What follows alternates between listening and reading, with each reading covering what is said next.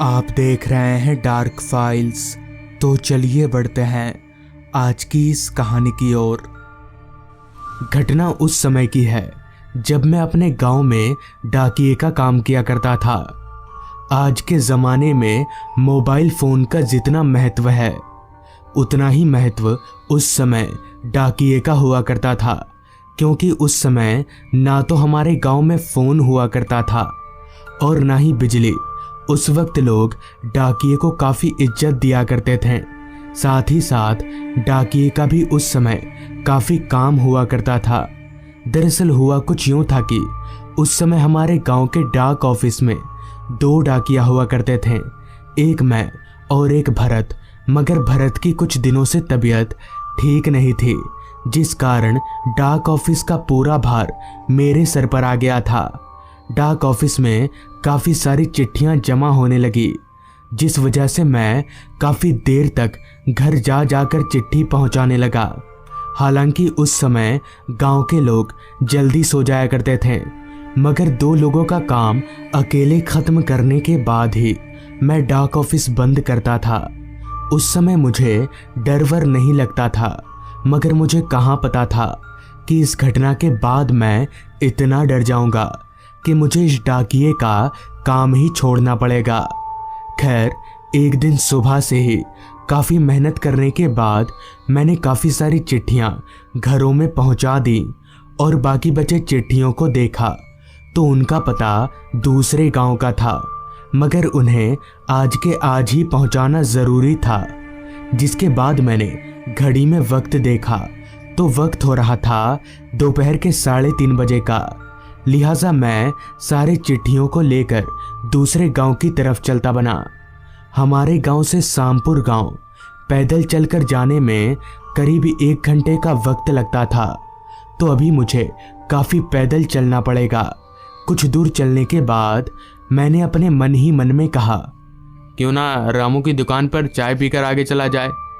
इतना बोलते ही मैं रामू की दुकान पर चाय पीने चला गया। अभी मैं चाय पी ही रहा था कि तभी रामू ने कहा, क्या डाकिया साहब, आज किधर जा रहे हैं? इस पर मैंने कहा, वो मैं आज सामपुर गांव जा रहा हूँ। तो सामपुर गांव का नाम सुनते ही रामू एकदम से चुप हो गया और फिर अचानक अपनी चुप्पी तोड़ते हुए बोला, डाकिया साहब, वापस लौटते लौटते तो काफ़ी रात हो जाएगी, तो ज़रा संभल कर आइएगा, क्योंकि सामपुर गांव का रास्ता ठीक नहीं है।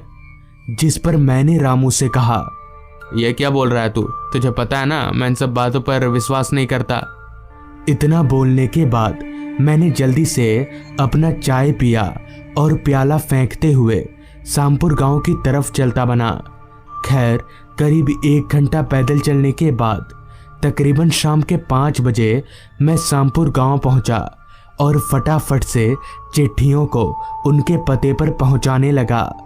सारी चिट्ठी पहुंचाते पहुंचाते कब 3 घंटे निकल गए पता ही नहीं चला।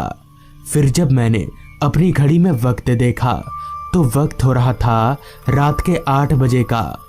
उस समय रात के 8 बजना यानी काफ़ी रात, जिस कारण सारा रास्ता वीरान सा हो गया था। खैर, मैं वहाँ और समय जाया ना करके अपने गांव की तरफ आगे बढ़ने लगा। रास्ता पूरी तरह से अंधेरे में डूबा हुआ था, वो भी इतना घना अंधेरा कि मुझे अपना शरीर तलक भी दिखाई नहीं पड़ रहा था। अमूमन मैं रात को हर वक्त अपने साथ एक टॉर्च रखता हूँ, लेकिन आज मैं अपना टॉर्च डाक ऑफिस में छोड़कर आया था, जिस कारण मैं चांद की धुंधली रोशनी के सहारे ही आगे बढ़े जा रहा था।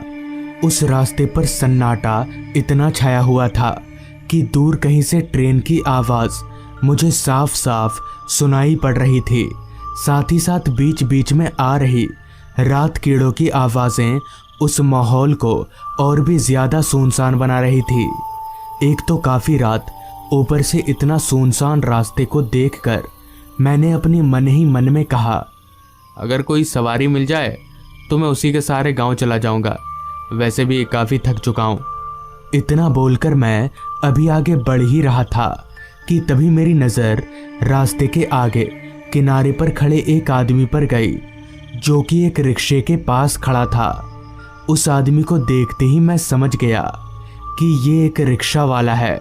साथ ही साथ उस रिक्शे वाले को देखकर मुझे काफ़ी खुशी महसूस हुई कि अब मुझे पैदल चलना नहीं पड़ेगा। मगर तभी मेरे जहन में एक सवाल ने दस्तक दी कि ये रिक्शा वाला इतनी रात गए यहाँ पर क्या कर रहा है। इतनी रात गए तो इसे कोई सवारी भी नहीं मिलती होगी। खैर मुझे उससे क्या, मुझे तो घर जाने से मतलब था। तो मैं चलकर उस रिक्शे वाले के पास गया तो मुझे अपने पास आता देख उस रिक्शे वाले ने कहा, कहाँ जाना है बाबू साहब, आइए मैं छोड़ देता हूँ। इस पर मैंने जवाब दिया, वो मुझे कालपुर गांव जाना है। जिस पर उस रिक्शा वाले ने कहा, हाँ हाँ बैठिए, मैं ले चलता हूँ। जिसके बाद मैं उस रिक्शा वाले की रिक्शा में चढ़कर बैठ गया और मेरे बैठते ही रिक्शा वाले ने रिक्शा को आगे बढ़ा लिया और हम अपने गांव की तरफ आगे बढ़ने लगे। रास्ते के दोनों तरफ घने जंगल होने के कारण जंगलों से तरह तरह की जंगली जानवरों की आवाज़ें आ रही थी। मैं भूत प्रेत से तो नहीं डरता था मगर जंगली जानवरों से डरता था। खैर अभी हम आगे बढ़ ही रहे थे कि तभी उस रिक्शा वाले ने कहा, बाबू साहब आप शामपुर गांव चिट्ठी बांटने गए थे, तो आपने मदन लाल को चिट्ठी क्यों नहीं दिया? जिस पर मैंने जवाब दिया, हाँ मदन लाल के नाम से तो एक चिट्ठी आई है, मगर मैं जब उसके घर देने गया तो उसके घर पर कोई भी नहीं था। फिर जब मैंने आसपास से पूछा तो लोगों ने बताया कि मदन लाल की मौत कुछ दिन पहले ही हो गई है और वो अपने घर पर अकेला रहता था, जिस कारण ना तो कोई चिट्ठी लेने वाला था और ना ही मैंने दिया। लेकिन आपको कैसे पता चला? इस पर वो रिक्शा वाला कोई जवाब ना देकर हंसने लगा। तो मैंने उससे दोबारा कुछ नहीं पूछा। अभी हम आगे बढ़ ही रहे थे कि तभी ना जाने क्यों मुझे काफ़ी तेज नींद आने लगी। वो भी इतनी कि मैं अपने पलकों को खोलकर रख तलक नहीं पा रहा था।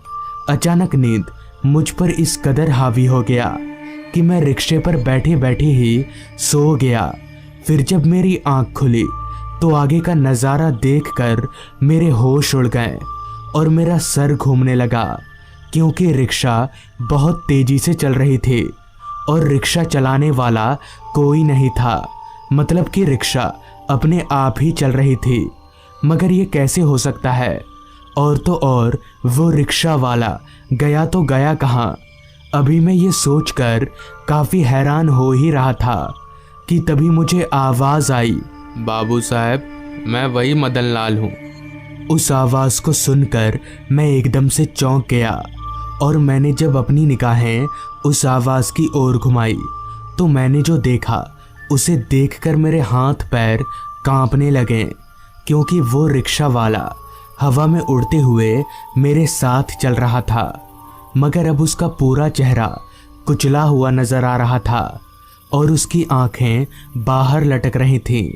अभी मैं उसे देखकर कांप ही रहा था कि तभी अचानक काफ़ी रफ्तार से चल रही रिक्शा एकदम से रुक गई और मेरे सामने वो रिक्शा वाला यानी कि मदन लाल की आत्मा आकर खड़ी हो गई।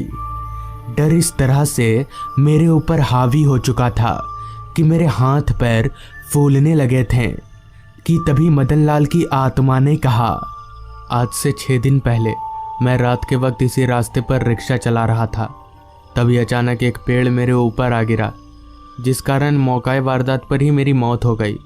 मगर ये खबर मेरे घर वाले नहीं जानते, क्योंकि मेरे घर वाले यहाँ से काफ़ी दूर दूसरे गांव में रहते हैं। और आप मेरे घर वालों के पास जाकर मेरी मौत की खबर बता देना, क्योंकि जब तक मेरा अंतिम संस्कार नहीं होगा तब तक मेरी आत्मा को शांति नहीं मिलेगी और मेरी आत्मा यहीं पर भटकती रहेगी। इतना बोलकर मदन लाल की आत्मा हवा में धुआं हो गई और मैं सीधे अपने घर चला आया और दूसरे दिन मदन लाल के घर वालों के पास जाकर पूरी बात बता दी। तो दोस्तों, ये थी आज की कहानी। अगर आपको ये कहानी अच्छी लगी हो तो चैनल को ज़रूर सब्सक्राइब कर लें। तो मैं आपका दोस्त आर्यन जल्द ही मिलूँगा आपसे ऐसी ही एक कहानी के साथ।